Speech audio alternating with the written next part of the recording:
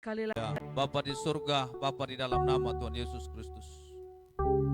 Kembali kami bersyukur kepadamu karena Engkau Tuhan yang sangat baik di dalam kehidupan ini.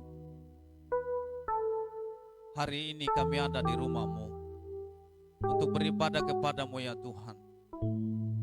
Kami sudah memuji memuliakan nama-Mu. Kami percaya bahwa Engkau telah bertakhta di atas puji-pujian kami. Dan tibalah saatnya untuk kami mau mendengarkan firman-Mu. Karena itu ya Tuhan, kami semua yang ada dalam ruangan ini tanpa terkecuali, mari Engkau suci kuduskan kami ya Tuhan, dan layakkan kami untuk kami mendengarkan kebenaran firman-Mu pada saat ini. Hamba-Mu yang Engkau percayakan untuk menyampaikan firman-Mu, hamba-Mu sangat terbatas adanya. Karena itu hamba mohon kepadamu, biarlah hikmat daripada Tuhan mengurapi hamba-Mu, agar semua yang disampaikan oleh hamba-Mu, biarlah semuanya berasal daripada Tuhan. Dan kami semua yang ada dalam ruangan ini diberkati oleh Tuhan. Bahkan juga yang mengikuti secara live di Facebook, Tuhan juga memberkati mereka. Terima kasih Bapak, apabila ada kuasa-kuasa lain yang ingin mengganggu kami, membuat kami tidak sungguh-sungguh dalam mendengarkan kebenaran firman-Mu, kami sehati dan kami hancurkan itu semuanya. Hanya di dalam nama Yesus Kristus, biarlah darah Yesus menghancurkan semua itu. Dan biarlah Allah berkarya penuh di dalam ibadah, dalam pemberitaan kebenaran firman-Mu saat ini. Berfirmanlah ya Allah, karena kami sudah siap untuk mendengarnya. Dalam nama Yesus Kristus kami berdoa. Amin. Silakan duduk, Tuhan Yesus memberkati kita sekalian.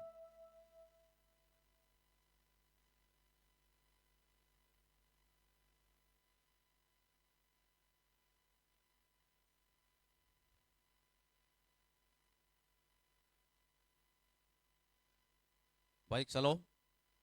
Sekali lagi salam. Salam sejahtera dalam Tuhan kita Yesus Kristus.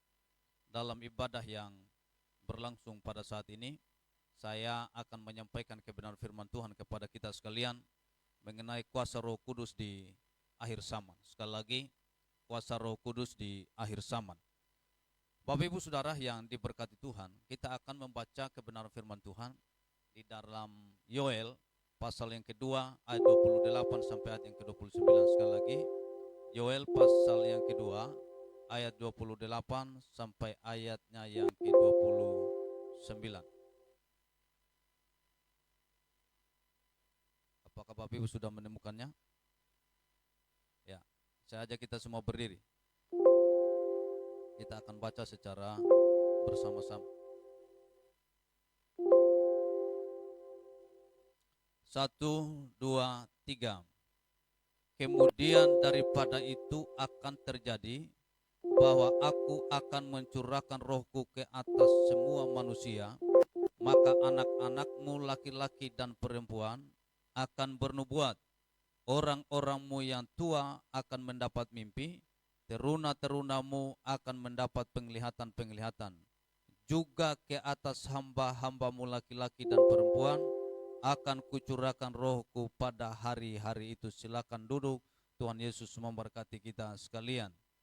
Bapak Ibu Saudara yang diberkati Tuhan, lewat pembacaan ini, seperti yang tadi saya sudah sampaikan kepada kita, bahwa saya menyampaikan firman Tuhan dengan judul kuasa Roh Kudus di akhir zaman. Nah, saudara-saudara yang diberkati Tuhan, saya percaya kalau Roh Kudus dicurahkan atas kita, maka anak-anak laki-laki, anak-anak perempuan itu akan bernubuat. Dan tidak cukup dah sampai di situ, bahkan orang-orang tua pun atau yang sudah tua akan mendapat mimpi, kata Tuhan. Serta teruna-teruna akan mendapat penglihatan-penglihatan. Tapi ternyata tidak cukup sampai di situ. Hamba-hamba laki-laki atau perempuanmu akan dicurahkan Roh Kudus pada hari-hari itu. Nah, Bapak Ibu Saudara yang diberkati Tuhan, nubuat ini merupakan janji berkesinambungan bagi setiap orang yang menerima Kristus sebagai Tuhan, sebagai juru selamat dalam kehidupannya. Karena semua orang percaya dapat dan harus dipenuhi dengan Roh Kudus. Saudara dengan saya sebagai orang yang sudah percaya kepada Tuhan, kita dapat dan harus dipenuhi oleh Roh Kudus itu. Tanpa terkecuali ketika saudara dengan saya sudah menamakan diri sebagai orang yang sudah percaya Tuhan.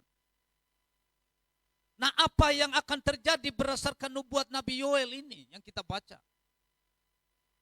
Yang pertama, dia menyatakan nubuatan. Nubuatan yang terdapat di dalam Yoel pasal 2 ayat 28 dan 29 tadi. Yoel menulis bahwa salah satu akibat utama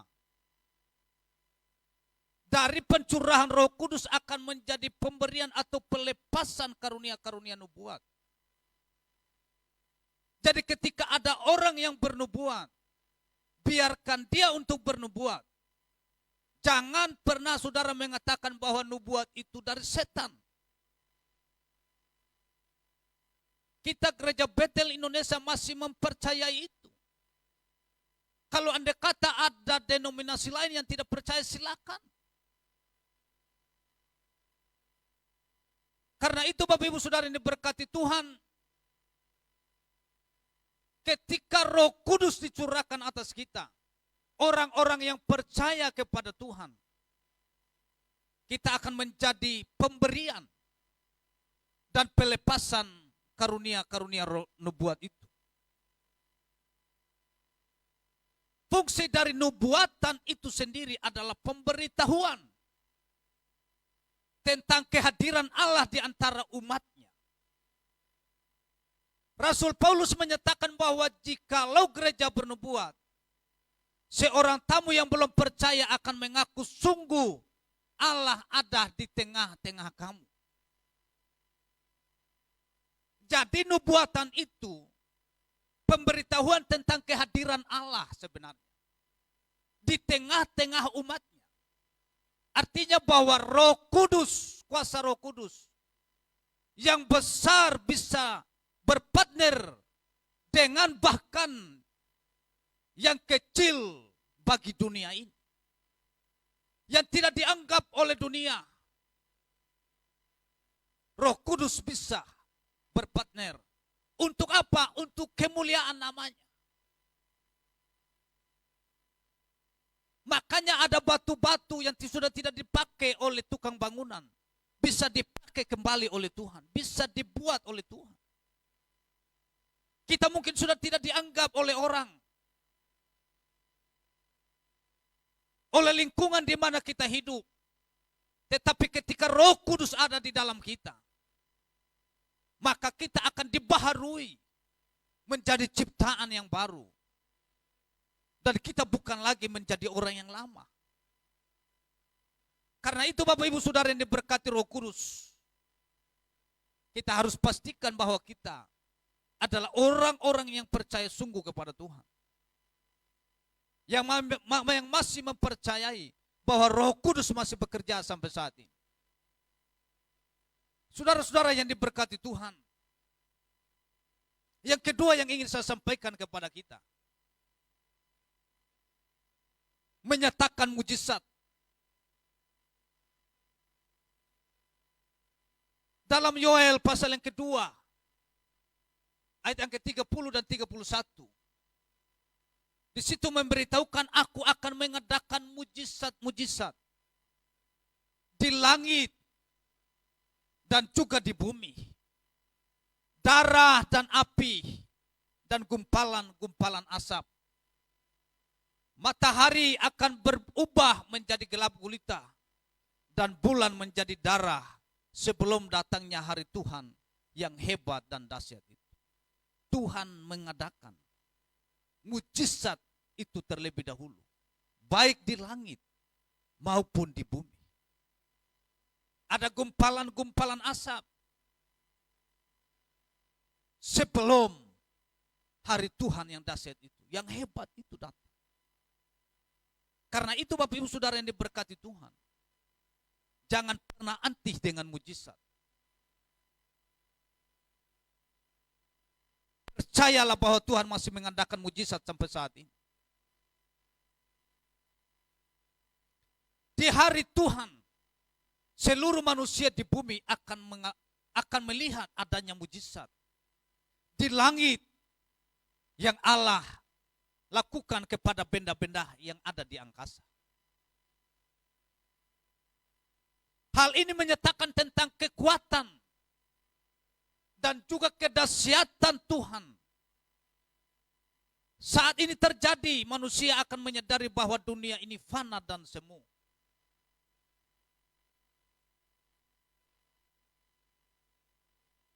Tanah kita sebenarnya bukan di sini, kita hanya tempat perantauan. Dunia ini adalah fana, semu ada. Karena itu selama kita ada di dunia ini, mari kita nyatakan kuasa Tuhan. Kemanapun kita pergi seharusnya, Tuhan yang harus kita bawa. Sehingga banyak orang diberkati dan dimenangkan untuk Tuhan. Karena tempat kita di dunia ini hanya tempat untuk sementara. Dan kita diberikan tugas oleh Tuhan untuk melayaninya. Untuk kemuliaan namanya ketika kita masih ada di dunia ini.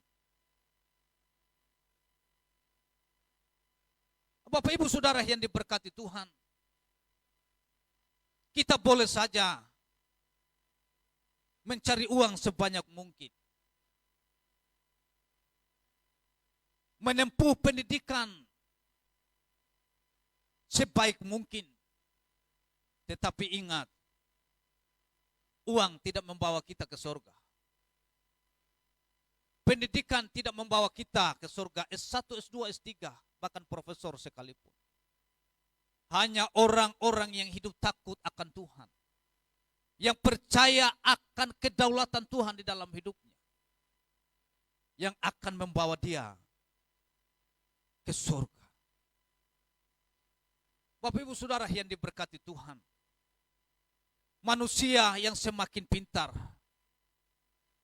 dan menganggap bahwa dunia ini ada di dalam genggamannya, akan menyadari bahwa mereka hanyalah ciptaan. Pada akhirnya harus bertanggung jawab kepada Tuhan. Tidak ada di antara kita yang hadir dalam ibadah ini, baik yang ada di dalam gedung, atau mungkin yang sementara mengikuti live di Facebook. Tidak ada yang hidup kekal di dunia ini. Kita hanya sementara di dunia ini. Dan pada suatu saat kita akan menyadari bahwa kita ini adalah ciptaan yang diciptakan oleh Tuhan. Dan karena itu pada suatu titik kita akan bertanggung jawab kepada Tuhan.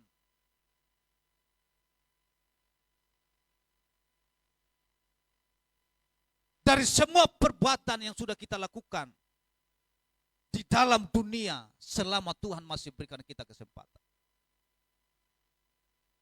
Bapak Ibu Saudara yang diberkati Tuhan,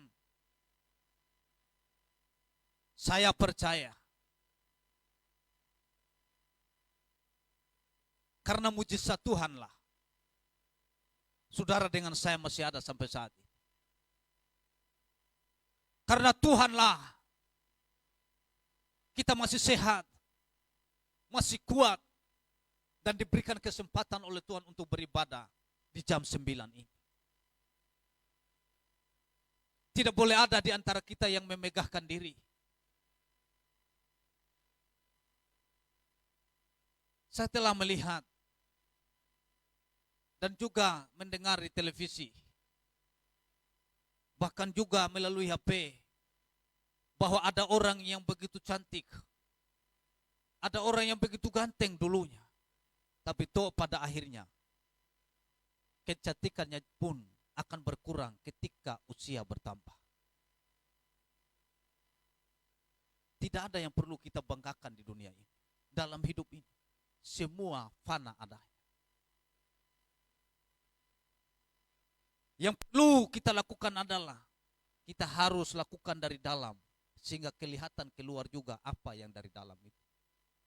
Jangan hanya sekedar luar yang kita tonjolkan, tapi dalam kita lupa untuk kita tonjolkan. Saudara-saudara yang diberkati Tuhan, mungkin saudara ada yang gelombang atau yang keriting. Saudara berdoa kepada Tuhan, Tuhan, nyatakan mujizat-Mu agar rambutku ini tetap lurus.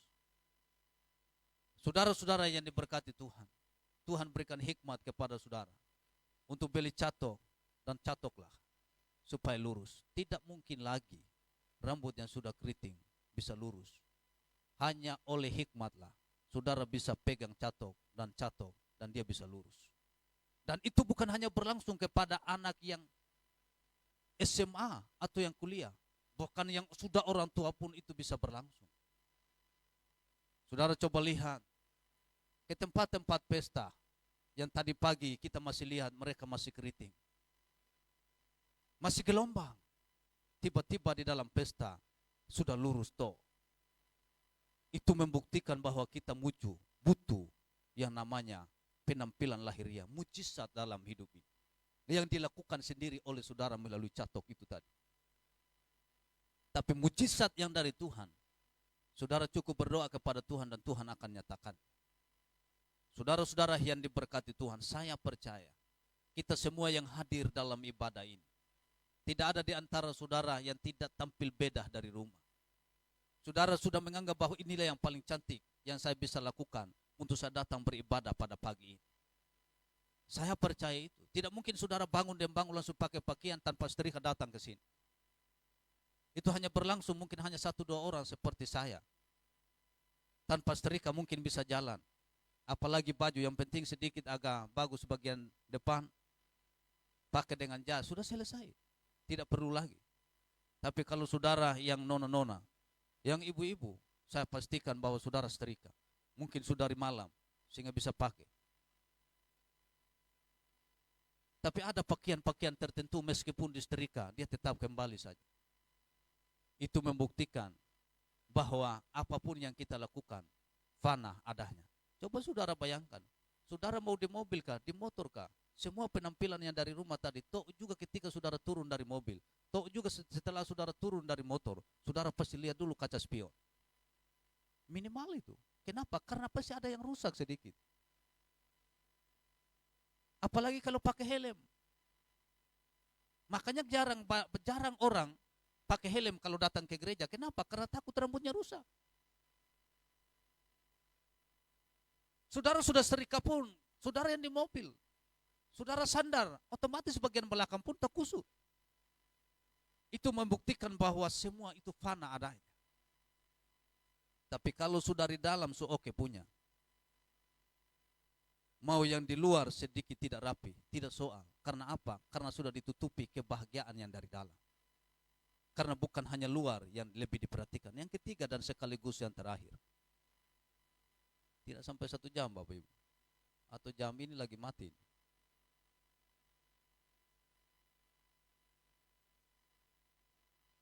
Yang ketiga, menyatakan keselamatan.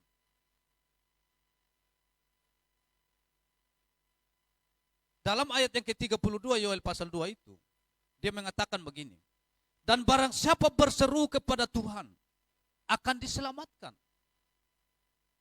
Sebab di Gunung Sion dan di Yerusalem akan ada keselamatan.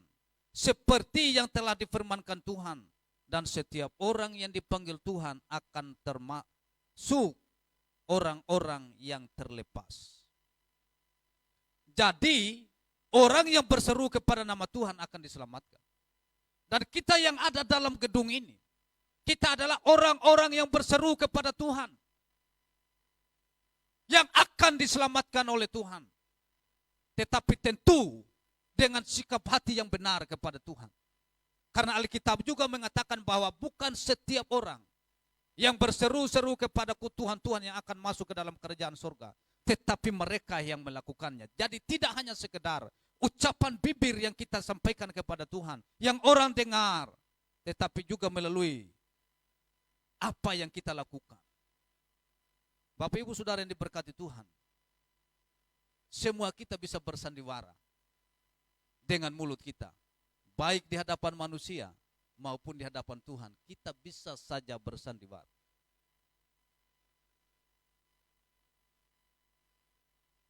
Saya kadang bertanya-tanya Bapak Ibu, kenapa ada anak-anak yang sejak kecil itu sudah tipu?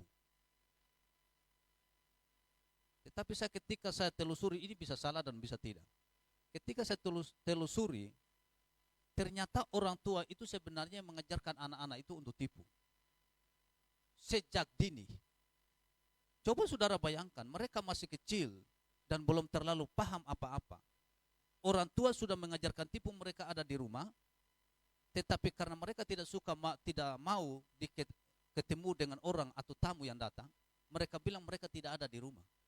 Saudara coba bayangkan, itu sementara mengajarkan anak itu untuk tipu sebenarnya.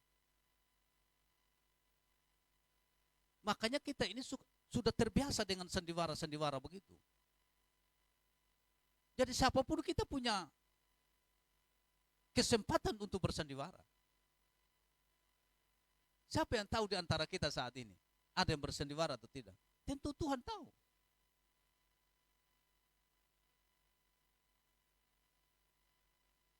Mata saudara mungkin ada ke saya sini, tapi saya tidak tahu apakah saudara memang matanya dengan pikirannya ada ke saya, mendengar firman ini, atau hanya mata ke sini sambil saudara matanya tersayup-sayup.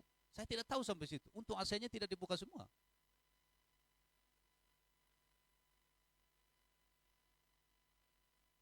Bapak Gembala bilang begini, ada orang yang nganggu-nganggu dari tempat duduk, dipikirnya oleh pengkhotbah itu, orang itu sementara mengaminkan. Tapi ternyata dia sementara tidur. Dan tidur betul. Bahkan ada yang sampai ngorok di dalam gereja. Di dalam ibadah yang seperti ini. Coba saudara bayangkan. Makanya kalau sudah tahu ibadah hari ini, jangan begadang. Alasan pelayanan.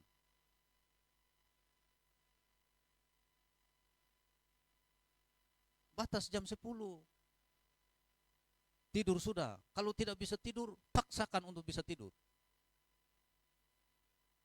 Kalau toh pun tidak bisa tidur, mete sudah. Tidak usah tidur lagi. Berdoa dan menyembah. Sehingga nanti datang ke ibadah itu mata masih tetap terang. Jangan alasan bilang, saya tidak bisa tidur tadi malam, jadi saya ngantuk di gereja. Tidak usah.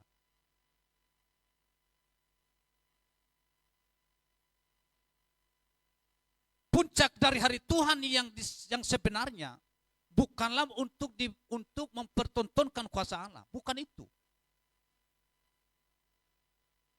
Yang Allah rindukan dari semua ini adalah keselamatan manusia. Keselamatan saudara dengan saya. Yang Allah rindukan sebenarnya.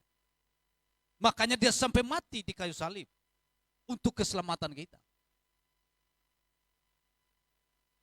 Tapi memang kadang kita manusia, Allah sudah rela mengorbankan dirinya untuk keselamatan kita. Tapi kadang kita mengabaikan keselamatan itu dengan hidup sendiri-sendiri, gaya sendiri-sendiri. Ia rindu melihat hati manusia diubahkan dan siap untuk dijadikan tempat tercurahnya Roh Kudus. Ia rindu setiap manusia berseru kepada Tuhan dan menerima keselamatan itu. Kalau boleh saya bertanya kepada saudara, kalau andai kata Tuhan mau nyatakan rohnya saat ini, Roh Kudusnya, siapkah hati saudara untuk menerima pencurahan roh itu? Atau kita malah melihat, menonton kuasa Tuhan yang dinyatakan oleh Tuhan melalui pribadi-pribadi orang-orang tertentu, dan kita tidak mengalami apa-apa? Hanya pribadi saudara yang tahu, dengan Tuhan yang tahu. Tetapi ingin saya sampaikan kepada kita, bahwa Allah rindu itu, hati kita menjadi tempat untuk tercurahnya Roh Kudus. Tapi Allah rindu juga, setiap kita yang hadir dalam ibadah ini berseru kepada Dia, supaya menerima keselamatan yang Tuhan sudah kerjakan 2000 tahun yang lalu. Jangan sampai kita lewatkan itu. Jangan sampai ketika Tuhan datang kita terlambat dalam menerima menerima keselamatan itu. Karena itu pastikan diri kita pagi ini bahwa kita ada dalam keselamatan yang Tuhan sudah kerjakan.